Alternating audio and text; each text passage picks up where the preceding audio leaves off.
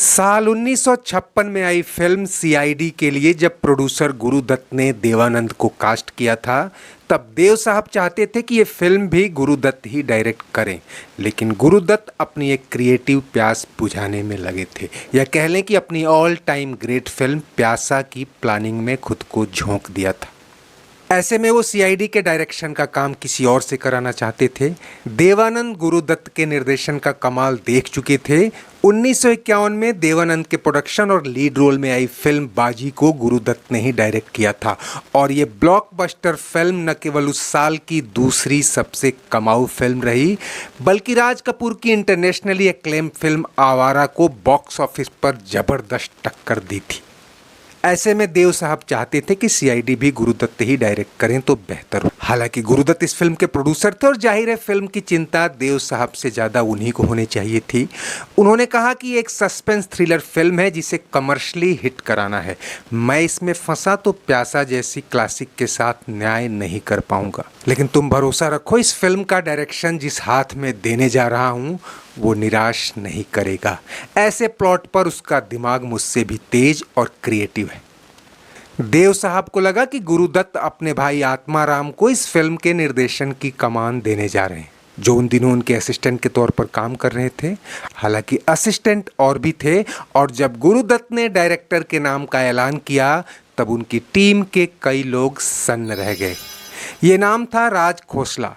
हालांकि राज खोसला के लिए सीआईडी डायरेक्टोरियल डेब्यू नहीं था, वो उन दिनों देवानंद को फिल्म मिलाप में डायरेक्ट कर ही रहे थे। ऐसे में देव साहब तो उनके नाम पर सहमत हो गए, लेकिन इधर घर में बवाल हो गया। गुरुदत्त के इस फैसले का सबसे ज्यादा विरोध उनके भाई आत्माराम ने किया, जबकि गुरुदत्त का मानना था कि मेरा भाई मेरी ही तरह कलात्मक इमोशन से भरा है और वो डॉक्यूमेंट्री जितनी बेहतरीन बना सकता है, कमर्शियल फिल्में नहीं।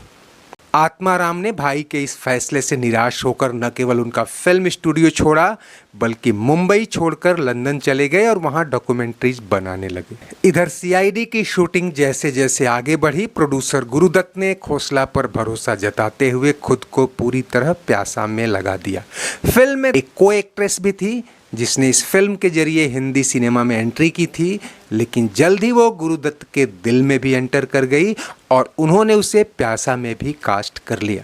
वो थी वहीदा रहमान। वही वहीदा रहमान जिन्होंने दिलीप कुमार, मधुबाला या मीना कुमारी की तरह अपना ओरिजिनल नाम बदलकर कोई फिल्मी नाम रखने का प्रस्ताव साफ ठुकरा दिया था। उसकी अलग कहानी है फिर कभी। यहाँ बात राज खोसला की चली है, और वो भी गुरुदत्त के साथ, तो इसके पीछे एक वजह है दोस्तों। दोनों ही लीजेंड्स की इस साल स्वर्ण जयंती मनाई जा रही। जिस खोसला पर गुरुदत्त और देवानंद दोनों ने भरोसा जताया, उन्होंने उस भरोसे को हैरानी में बदल दिया। आंखों ही आंखों में इशारा हो गया, लेके पहला पहला प्यार भर के आंखों में खुमार, बैठ बैठ जीने का सहारा हो गया। आंखों ही जादू नगरी से आया है कोई जादूगर, लेके ये सस्पेंस थ्रिलर फिल्म 1956 की सबसे बड़ी हिट साबित हुई और सबसे कमाऊ भी। उसके बाद से खोसला ने पीछे मुड़कर नहीं देखा। उस दौर के कई फिल्म मेकर्स ने अपनी बायोग्राफी में लिखा है कि खोसला ने फिल्मों में एक्शन, सस्पेंस और ड्रामा का जो कॉकटेल बनाना शुरू किया, वो असल में मनोरंजन का एक खास मसाला था।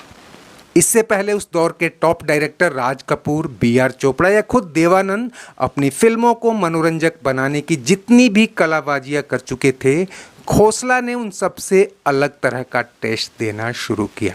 बेशक खोसला भी राज कपूर और बी.आर. चोपड़ा की तरह गानों को खास महत्व देते थे, लेकिन उन्होंने एक्शन, रोमांच और सस्पेंस को ऊपर रखा।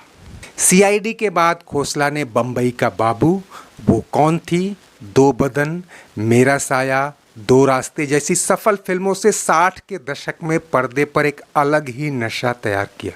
लेकिन जिस ब्लॉकबस्टर फिल्म ने उन्हें एक्शन और सस्पेंस के शिखर पर ला खड़ा किया, वो उस दौर की सबसे बड़ी हिट और कल्ट क्लासिक फिल्म ही नहीं, बल्कि इस बात के लिए भी याद की जाती है कि इसी फिल्म ने भारत की ऑल टाइम ब्लॉकबस्टर शोले की बुनियाद खड़ी की।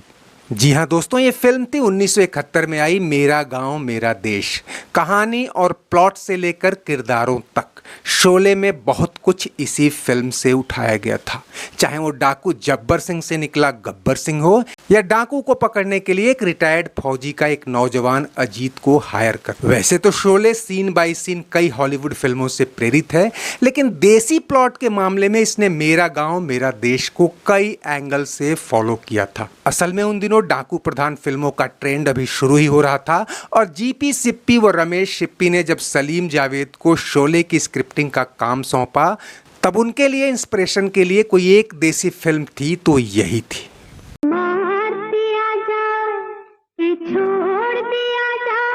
खोसला ने इसमें विनोद खन्ना को एक्सपोजर तो दिया ही, धर्मेंद्र के उस खिलंदड़पन को भी आगे किया जिसके दम पर बीरू जैसा किरदार उन्हें मिला। ये सिक्के उछालकर जेल से निकलता अजीत कई मायनों में शोले के वीरू से मेल खाता है। मेरा गांव मेरा देश की अपार सफलता के बाद खोसला ने कुछ ऐसा ही ड्रामेटिक करामात कच्चे धागे में भी दिखाने की कोशिश की थी। साल 1978 में मैं तुलसी तेरे आंगन की जैसी फिल्म से खोसला ने एक अलग ही तरह का समा बांधा। कहानी और ट्रीटमेंट में ये फिल्म जितनी भावोत्तेजक थी, इसने बुढ़ाते करियर में भी नूतन को बेस्ट एक्टिंग का फिल्म फेयर दिला दिया। साल 1980 में यश जौहर की फिल्म दोस्ताना में अमिताभ बच्चन और शत्रुघ्न सिन्हा को सफलता से डायरेक्ट करना भी खोसला की एक बड़ी उपलब्धि मानी जाती है। और जैसा कि पहले भी बताया, खोसला अपने दौर के लीजेंड्स की तरह ही अपनी फिल्मों में गानों को खास तवज्जो देते थे। इसकी वजह उनका खुद गीत संगीत से लगाव था और बहुत कम लोग जानते हैं कि वो फिल्म इंडस्ट्री में गायक बनने ही आए थे। उनकी बेटी सुनीता भल्ला ने हाल ही में एक इंटरव्यू में कहा था कि खोसला साहब केएल सहगल के यहाँ रियाज करने जाते थे और सहगल साहब ने उन्हें रेडियो में गायन के लिए प्रेरित भी किया था। लेकिन इसे किस्मत कहिए या फिर भीतर छिपे टैलेंट का बाहर आना, खोसला को एक्शन, सस्पेंस और ड्रामा से भरपूर फिल्मों का जादूगर बनना लिखा था, सो बन गए। खोसला की तमाम फिल्मों के एक से बढ़कर एक गाने आज भी कल्ट क्लासिक गानों में शुमार हैं और लोगों की जुबां पे रहते हैं।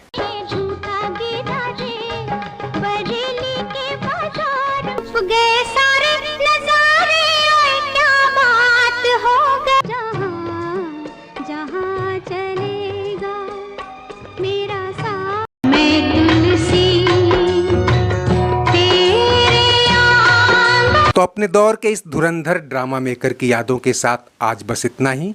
चलते चलते वीडियो लाइक और शेयर तो कीजिए, अगर चैनल सब्सक्राइब नहीं किया है तो वो भी कर डालिए। कमेंट बॉक्स में आपकी हर राय का स्वागत है। शुक्रिया, नमस्ते, आभार। सलामत रहे दोस्ताना। तूने काजल लगाया दिन में रात हो गई।